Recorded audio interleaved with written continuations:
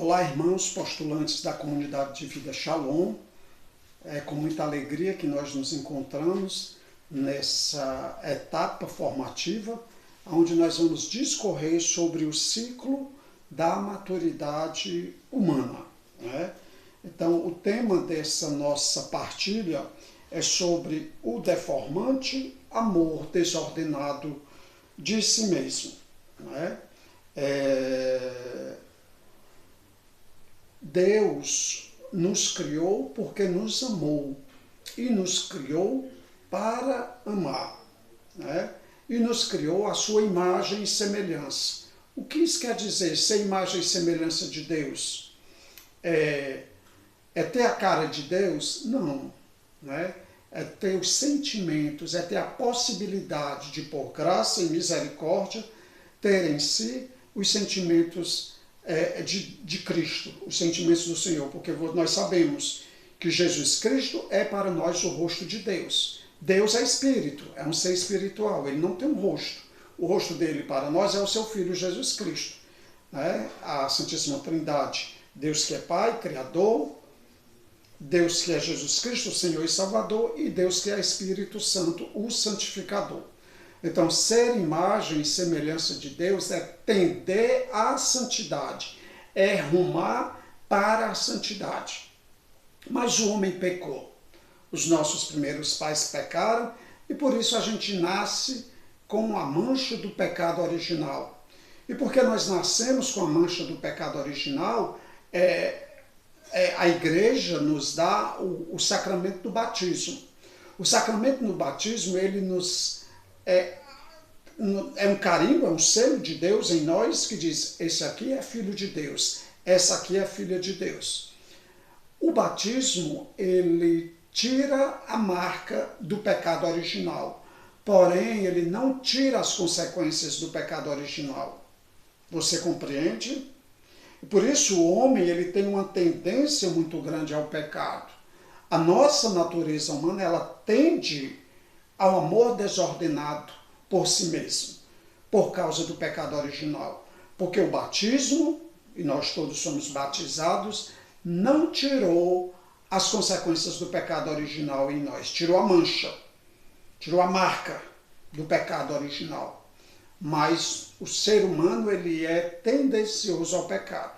São Paulo fala lá na sua carta, muitas das vezes eu faço o mal que eu não gostaria de fazer e deixo de fazer o bem que eu gostaria. Então, dentro de nós há essa luta, né, entre o desejo de santidade, a qual todos nós queremos rumar, queremos trilhar esse caminho de santidade, e nós existimos para isso, e essa luta contra o pecado, essa luta contra as concupiscências, né, porque a gente traz a marca, as consequências do pecado.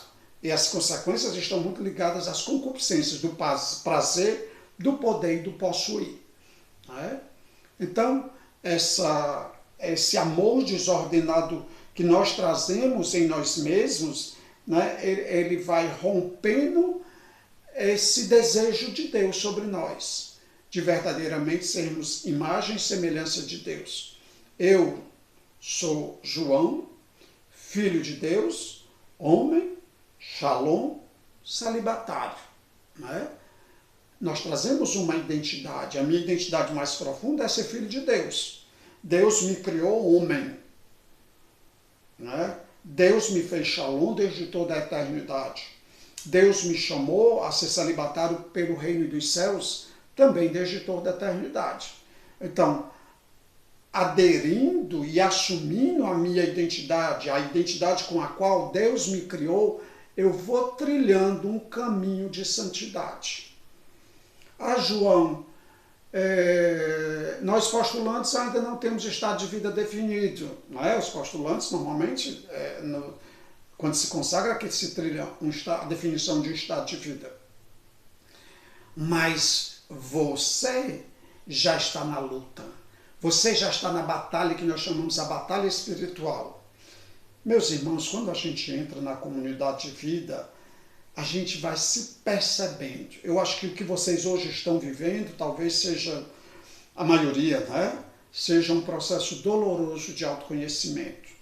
um processo doloroso de autoconhecimento, mas também um processo doloroso de cura interior. Né? Permita que Deus cure você, meu irmão, minha irmã, para que você possa dizer sim, livremente e alegremente, à vontade de Deus, que é o chamado à vocação à comunidade de vida Shalom. Dói estar na comunidade de vida hoje? Dói. Dói porque a gente vem da casa da gente com muitos conceitos do mundo. Né? Às vezes até conceitos que a gente achava que eram de Deus, e quando a gente começa a rezar e ser formado na comunidade, a gente vai percebendo que não eram muito de Deus. Alguns conceitos e algumas crenças que a gente traz. E aí a gente precisa se deixar modelar, formar por Deus. E fere quando a autoridade vem nos exortar, não é verdade? Sobre o nosso comportamento, sobre a maneira da gente vestir, sobre a maneira da gente se relacionar com o sexo complementar, né? O postulante, por excelência, ele é celibatário, porque ele vive o celibato formativo ou disciplinar, justamente para entrar na forma, para entrar na disciplina. E às vezes o formador chega e diz, olha, não precisa você estar mostrando os dentes para aquela menina toda hora tão distante, não. Precisa você estar grudado com aquela menina ali partindo na sua vida o tempo todo, não. Aquela outra irmã postulante. Isso aí pode ser um sinal de algum resquício de falta de castidade. E aí você, quando o formador chega para exortar, você dá aquele pulo. Não é porque fere, não é? Mas é Deus querendo ordenar as suas desordens. É Deus falando através das autoridades constituídas para que você trilhe, para que você rume verdadeiramente um caminho de ordem, porque nós somos muito desordenados. Meus irmãos, eu tenho mais de 30 anos de consagrado na comunidade de Vida Shalom. Quanta coisa Deus já ordenou em mim, mas quanta coisa ainda tem para ordenar. E por isso nós trazemos na comunidade, somos chamados à formação permanente, vai até a morte. Até a minha morte eu preciso ser formado na comunidade de Vida Shalom. Porque eu trago as consequências do pecado original em mim. Um tal pendurado no pescoço e dizer que eu tenho mais de 30 anos de consagração, eu sou consagrado de promessas definitivas no Carisma Shalom e de votos perpétuos no celibato pelo reino dos céus. Mas isso aqui não é vacina contra o pecado, não é vacina contra as consequências do pecado. Você compreende? Então, esse amor, né, esse deformado amor, vai desordenando cada vez mais a nossa vida e a nossa história. E entrar num caminho de escuta da vontade de Deus, para que a gente possa verdadeiramente se assemelhar a essa imagem, assumir que somos imagem e semelhança de Deus, é exigente. Vai exigir disciplina, vai exigir exercícios contínuos, diários e constantes. Eu me lembro quando eu entrei na comunidade de vida, eu dizia assim, eu nunca matei, eu nunca roubei. Eu já sou muito bonzinho, né? Eu vejo às vezes testemunhos de irmãos que tiveram experiências na sexualidade desordenadas ou tiveram experiência com álcool, com algum tipo de droga. Eu nunca tive esse tipo de experiência. Mas talvez se eu não tivesse acolhido o chamado de Deus, dito sim à vontade de Deus, eu fosse muito rico, muito desordenado, fosse amante do dinheiro, né? E quando o dinheiro, né, é o centro da nossa vida, tudo fica em desordem, né? Então, aí eu entrei na comunidade e disse, nunca matei, nunca roubei, já sou bonzinho. E aí me descobri na comunidade egoísta, invejoso, ciumento. Quantas coisas eu fui percebendo em mim que eu trazia fruto das consequências do pecado original. Achava que era um herói porque eu tinha deixado um trabalho bom, porque eu tinha deixado um futuro no mundo, para não ser nada na comunidade de Vida Shalom, né? E aí eu me percebi tão imperfeito, tão limitado, tão pecador, né? E aí o processo que Deus foi me convidando a fazer nos primeiros anos de comunidade, até hoje eu continuo, é esse processo de conversão contínuo e constante, onde todo dia eu preciso matar um leão para buscar a vontade de Deus. onde todo dia eu preciso matar um leão para não pecar, onde todo dia eu preciso rever, fazer exame de consciência, a gente faz isso nas completas, né? E se reconciliar com os irmãos, comigo mesmo e com Deus. Né? Então é um exercício onde você, irmão postulante, vai precisar cada vez mais ser muito disciplinado, né? Disciplinado com seus horários, disciplinado na vida comunitária, disciplinado na sua vida de intimidade com Deus, porque o princípio, meio e fim é a vida de intimidade com Deus. É a vida de oração que vai dando esse lastro, essa base para todo esse processo formativo, de deixar, né, que esse deformado amor, né, deformante amor desordenado por mim mesmo, ele não seja prevalecente. A vida de oração, me unindo mais a Deus, eu vou deixando aquilo que é deformado em mim. Você compreende? Você consegue olhar para você hoje e perceber o que é deformado dentro de você? Gente, a vida comunitária, ela é, digamos assim, muito propícia e muito favorável para esse processo de autoconhecimento e de cura interior, porque o outro me revela quem eu sou. E na sua casa comunitária, né, você não escolheu os seus irmãos. Ainda digo mais, talvez você não escolheria nenhum dos irmãos que moram com você na casa comunitária, na verdade? Pois é, foi Deus quem escolheu esses irmãos para você, seja na casa masculina, seja na casa feminina, seja no corpo comunitário em geral. Deus lhe deu irmãos, que talvez se você tivesse que escolher, não escolheria nenhum deles, né? Porque o seu irmão lhe mostra quem você é. E às vezes, se relacionar com esse irmão que Deus te deu, vai revelar a treva que você traz, vai revelar a imperfeição, vai revelar o que não é imagem e semelhança de Deus, vai revelar os medos, vai revelar pecados escondidos, vai revelar feridas profundas, sejam afetivas, de sexualidade, de relacionamento, da sua história de vida. E aí a gente rejeita isso, não é verdade? E aí a gente diz, o meu irmão não gosta de mim. Seu irmão não é seu inimigo. O maior inimigo que nós temos é o demônio, depois somos nós mesmos. Depois do demônio, o seu maior inimigo é você mesmo. É você mesmo. Você já parou para pensar sobre isso? O seu irmão nunca será seu inimigo. Pelo contrário, Deus está se utilizando dele para lhe fazer um homem de Deus, lhe fazer uma mulher de Deus. Ajudar você a trilhar um caminho de busca de santidade. Qual é a missão da gente na Terra se não é ser santo?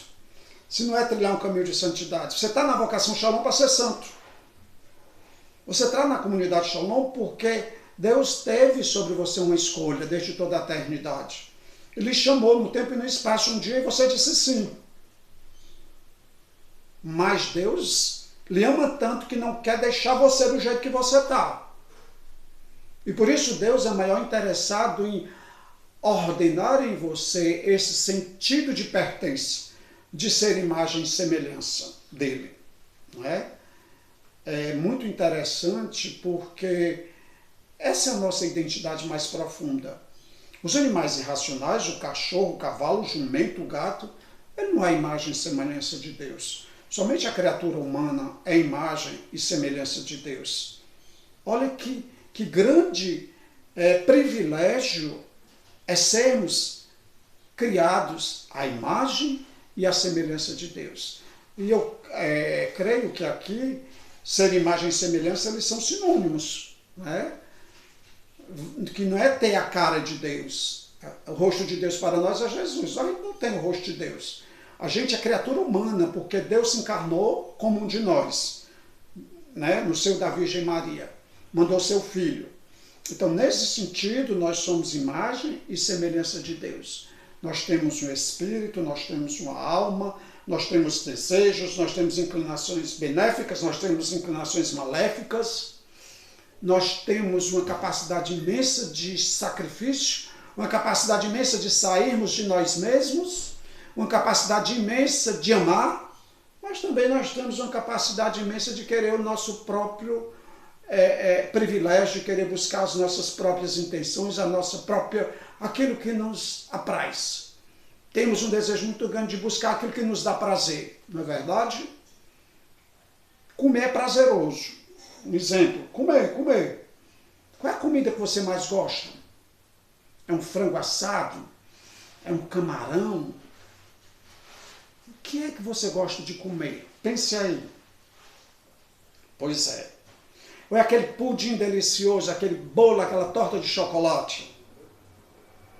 Quando a gente come em excesso o que nós mais gostamos, isso é desordem.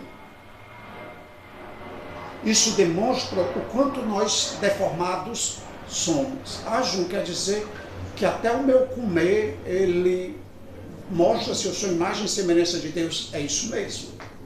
Como é que você lida com a alimentação, principalmente quando você gosta? Você gosta de pegar o pedaço melhor da galinha, do frango?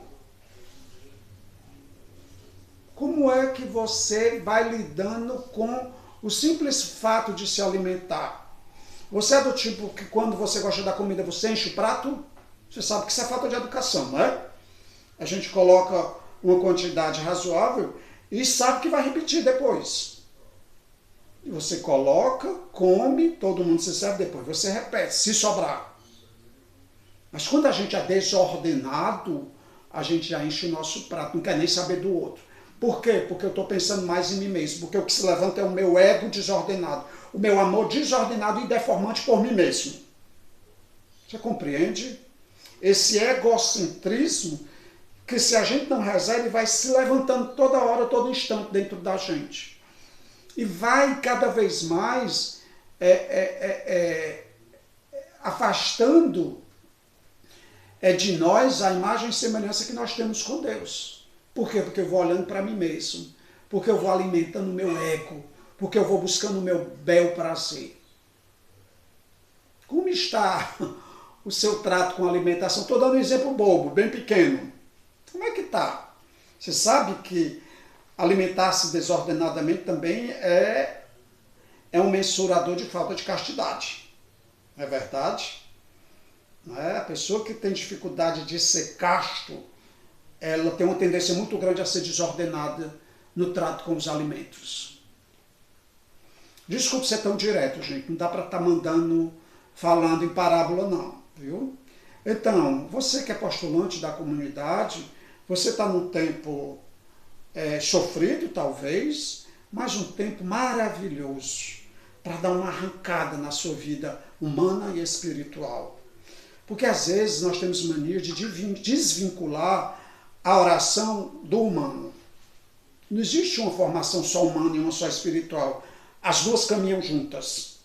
Deus me criou imagem e semelhança. Deus me chama à santidade. Eu preciso levar em conta a minha humanidade e a minha espiritualidade, a minha vida de oração. E caminham juntas. Uma à vontade de Deus. Como é que anda esse processo formativo? Você que já está na comunidade, alguns há alguns meses, alguns talvez repetindo o tempo de postulantado, alguns há poucos meses. Como é que anda esse processo dentro de você? Como é que está esse rebuliço dentro de você? Porque é um rebuliço, não é verdade? Você veio da casa da sua família, onde achava que era tudo organizado, e agora está percebendo na comunidade o quão desarrumada estava a sua vida. Me desculpe. Sua vida estava muito desarrumada. E Deus está arrumando. Não sem dor, não é verdade? Porque dói. O processo formativo dói, mas é ferida de amor. As maiores e melhores feridas que nós temos são as feridas de amor. Então, irmãos, a gente precisa perceber as consequências, né, do pecado original em nossas vidas. Né? Você, por exemplo, é muito ciumento? Você traz algum grau de ansiedade na vida comunitária? Você sofre antecipadamente pelo que vai acontecer? Você consegue perceber que às vezes o seu problema não é a sua autoridade, que talvez você faça uma transferência, né? Talvez a sua autoridade lembre muito a sua mãe, que você traz feridas com ela, e você começa a taxar e a rotular a sua autoridade. Você consegue perceber quando sentimentos desordenados na vida comunitária e na vivência das relações vão se levantando dentro de você? Eu vou dizer o que eu já disse, sendo mais direto. Seu formador pessoal não é seu inimigo. Sua formadora comunitária não é sua inimiga. Seu coordenador de casa, sua coordenadora de casa, eles não são seus inimigos. Seu coordenador apostólico não é seu inimigo. Seu RL não é seu inimigo. Mas quando a gente fica nesse emaranhado, né, de desordem, quando a gente fica aprisionado nas consequências que o pecado original vai trazendo na nossa vida, para a gente deixar, é doloroso. E os vícios, o que dizer dos vícios, hein, gente? Os pecados que são vícios, né? Aquele pecado que a gente vai confessar e o padre já pergunta, e aquele? Né? Quando você tem o mesmo confessor, né? Como andam os seus vícios? Ah, João, você está dizendo que o postulante da comunidade tem vícios? Pode ter. Você está na comunidade para isso. Você está na comunidade e num tempo propício para dizer, eu não quero mais essa vida de vícios. Às vezes a gente traz vícios de fofoca, comentar, traz vícios onde Deus me convida a silenciar e a gente fala o que não deve, na hora que não deve, da forma que não deve, na frente de quem não deve. Isso às vezes é um vício que a gente traz de família. Vício de mentir. Uma vez eu acompanhei uma pessoa que dizia assim, eu fui criado numa família onde eu precisava esconder a verdade para minimizar a confusão, briga. Então minha mãe dizia, quando teu pai chegar, não diz a ele que aconteceu isso, porque o teu pai já chega preocupado e teu pai bebe, senão ele vai ficar estressado e vai beber. E aí, João, eu fui criado assim, mentindo para mim e mentindo para os outros, para que tudo estivesse tudo bem ao meu redor. Não está nada bem. Você está construindo uma casa sem alicerce, ela vai cair um dia. Você compreende? Então, isso é um vício. E que às vezes a gente traz da família da gente, né? Não, é porque a minha mãe criou a gente assim, sabe? É para minimizar a confusão, porque lá em casa já é tanto conflito. E aí você cresceu mentindo para você e para os outros. Você compreende? É quando você chega na comunidade de vida, você vai ter que colocar a sua mão seca, se expor. Seu coordenador vai pegar você na mentira. Talvez seu formador comunitário vai pegar você na mentira. E aí é constrangedor, é doloroso, é desafiante. Não é verdade? Mas é libertador, meu irmão, minha irmã. Deixe que Deus liberte você. O mundo, a igreja, a comunidade precisa de consagrados santos, de postulantes santos, de discípulos santos. Não se furte dessa graça que hoje você vive na comunidade Shalom. Dispor a sua mão seca. Você se lembra dessa passagem do Evangelho, né? Aquele homem que foi atrás de Jesus e Jesus foi tão direto com ele e diz, ele queria que Jesus curasse. Aí Jesus diz, põe aqui a tua mão seca. Coitado desse homem, deve ter olhado para um lado e para o outro, no meio da multidão, foi para o meio e colocou a mão podre. Qual é a sua mão seca? O que é que está podre, carcomido dentro de você? Talvez por fora está tudo muito belo, não é? E o que é que não está belo dentro? O que é que está fétido? Pois então, meu irmão postulante, minha irmã postulante, você vive um tempo maravilhoso, favorável de expor. Disposição. Não sem dor, como eu já falei, mas é libertador. Salva-nos, é salvífico. Você é a imagem e semelhança de Deus. Deus não lhe chamou a vocação Shalom para você viver com seus vícios. Deus não lhe chamou a vocação Shalom para você viver mentindo para si mesmo e para os outros.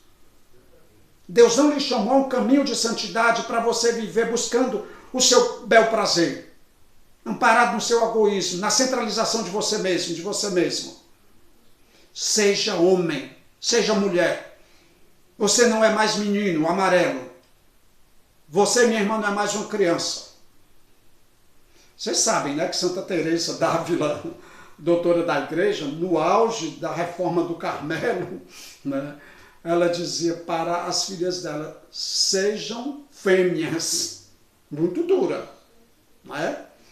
No bom português cearense, né, a gente diz para os meninos, seja macho. Deixe de ser menino amarelo, geleia, molengão, desordenado. O mesmo vale para as irmãs. Então, gente, esse nosso ciclo, né, de motivações sobre a maturidade humana tem esse objetivo de nos questionar quais são as consequências do pecado original que são prevalecentes em mim. Você está fazendo um PVP sobre isso? Quais são os vícios que eu trago? Quais são os pecados que eu repito com frequência? De quanto em quanto tempo eu repito esse pecado? O que eu vou fazer para, né, trilhar um caminho de extinção desse pecado? De quanto em quanto tempo eu me confesso sobre esse pecado ou esses pecados? Né?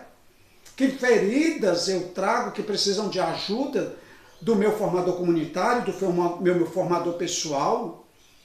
Peça ao seu formador pessoal para fazer cura interior em você.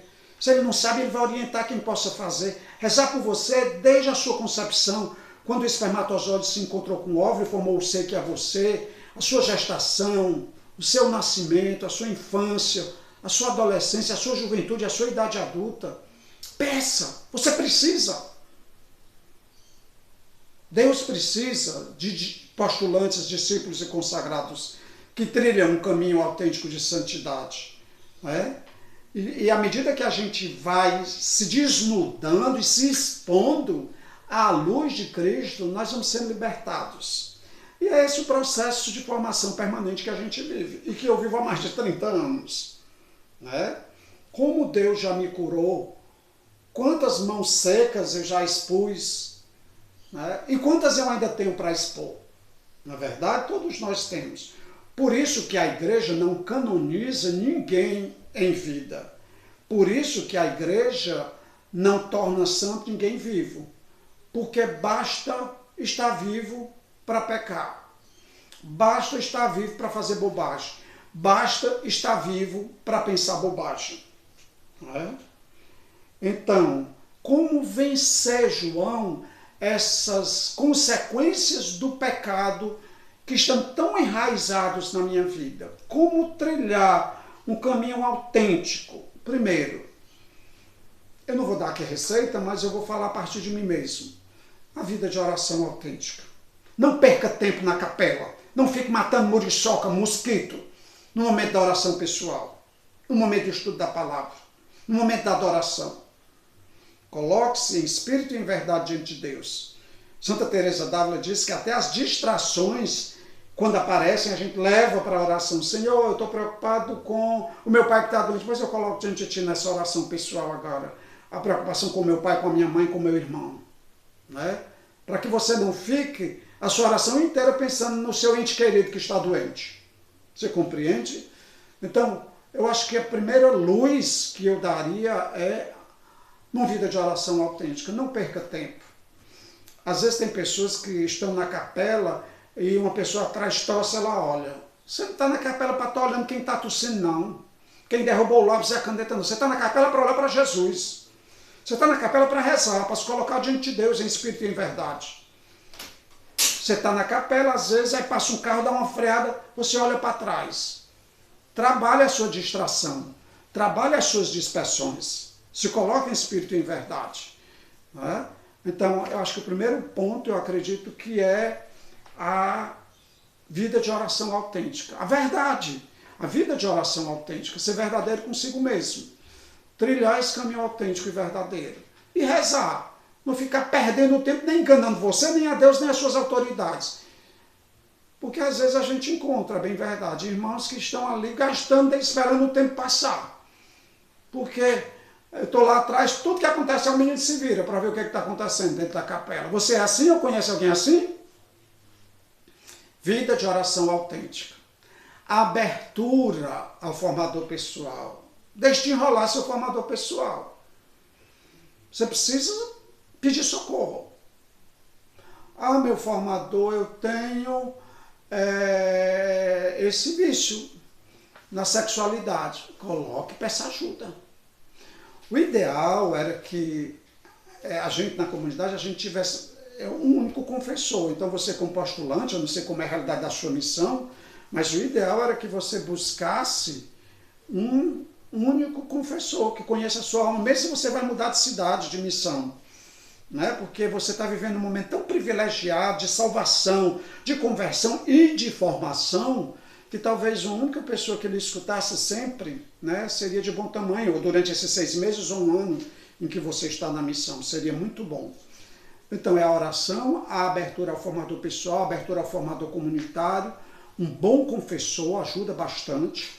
Tem aqui esse novo livro que a EMI lançou, né, da consciência, que é você fazer o seu projeto de vida pessoal em cima dos vícios, do que a gente traz de vício de pecado. Na tendência, no desejo de extinguir, de ir cada vez mais aparando aquela aresta, diminuindo, até dizer, não, hoje esse pecado eu não carrego, talvez ainda tenha aquele outro. É assim? Eu não estou aqui, meu irmão, minha irmã, para estar acusando ninguém. Eu estou aqui como um irmão mais velho, né? Estou cheio de cabelo branco, um ancião, para tentar ajudar você a jogar uma lanterna, uma luz, nesse processo tão belo que você está vivendo. Doloroso, talvez, para alguns ou para muitos, desafiante, mas tão belo de salvação. Né? Porque existe uma beleza muito grande, né, nesse tempo que você vive na comunidade. Não desperdice, não deixe o tempo passar. Né? Então, o começo, meio e fim é a vida de oração. Quando a gente reza, a gente tem vergonha quando mente. Quando a gente vai se confessar, né, gente, que o padre diz, agora eu digo o ato de contrição, e aí você diz lá e diz, eu prometo não mais pecar. Você gagueja, né? Porque você sabe que vai sair dali talvez a cometer aquele pecado. A gente diz isso na fé. A igreja nos pede para que a gente diga no ato de contrição na fé e pela fé. A gente vive pela fé nessa vocação, a gente vive pela fé nessa igreja. Para que fé maior? Crer que na missa aquela partícula vai se tornar o corpo de Cristo? Aquele vinho vai se tornar o sangue? Para que fé maior? Nós vivemos pela fé. Né? Então, pela fé que nós também, que você, que eu, no ato de contrição a gente diz, eu prometo não mais pecar. Por quê? Porque Deus quer que a gente vá configurando a nossa vida a Ele, a Cristo Jesus, ao seu Filho Jesus. É um processo. Eu peço que você também tenha paciência com você. Tem gente que está tão sofrido que não tem paciência com o próprio processo, porque é muito ansioso, né? Os jovens de hoje são muito ansiosos, né? Você é uma pessoa ansiosa? Você é ansioso, meu irmão? Sim ou não? Se você for, é bom você se perceber, se ver e pedir ajuda. E até analisar você, o seu comportamento, o que desencadeia esse gatilho da ansiedade em você. É o uso do smartphone. Eu sei que a maioria dos postulantes não tem acesso ao WhatsApp, ao smartphone, mas o que é que desencadeia? Se analise, se perceba. Não fique culpando os outros, não. Olhe para você. Dê nomes aos bois, como a gente diz no Ceará, no Nordeste do Brasil, né? Dá nomes àquilo que eu estou vivendo. Porque quando a gente está sofrendo, a gente tem mania de culpar aqueles que estão fora de nós. E a gente tem mania de culpar quem? Que está mais perto? As nossas autoridades. Meu problema é porque essa formadora não me ajuda.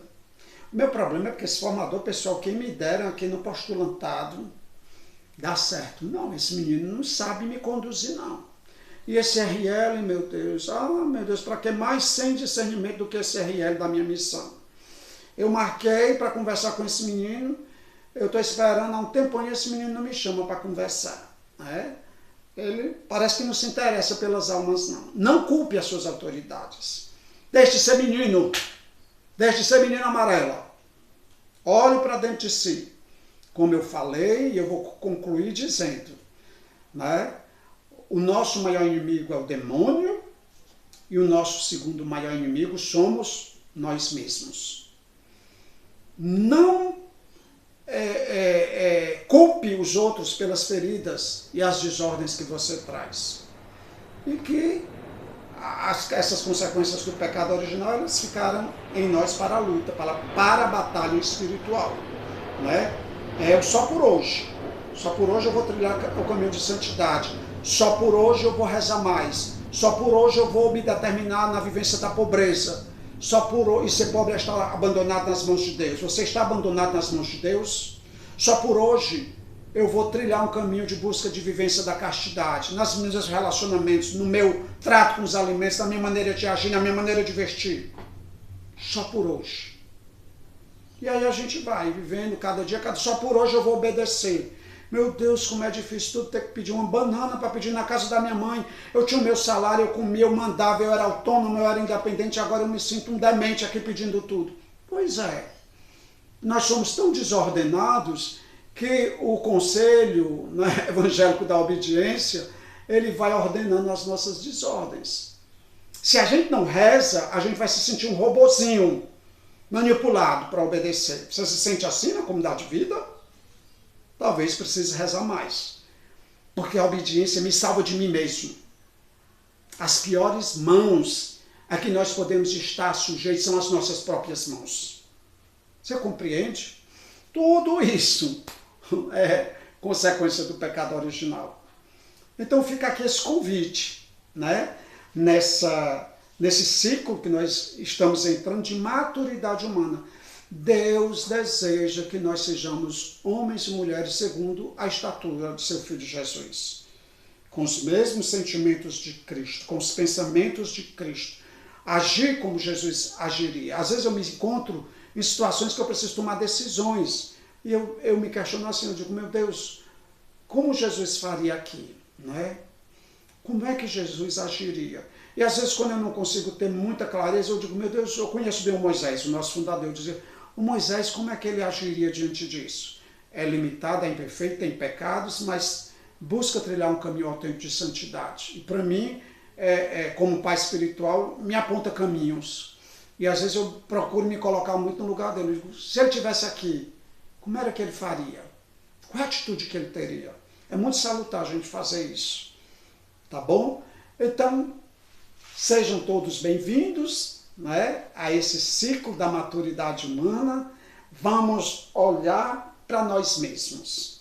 Não tenha medo de olhar para a treva interior que você traz. Deus quer curar você, Deus quer libertar você, Deus quer lhe fazer santo, santa. Tá bom?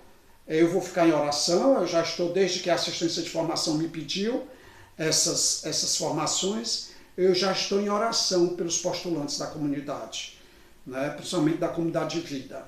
Então que Deus te abençoe, que Deus te faça um homem de verdade, que Deus te faça uma mulher de verdade. Eu convido você a rezar comigo essa Ave Maria, colocando esse tempo tão privilegiado nas mãos daquela que soube fazer a vontade de Deus, que se submeteu inteiramente, livremente e alegremente à vontade de Deus. Porque fazer a vontade de Deus com cara feia, gente, não está fazendo não, viu?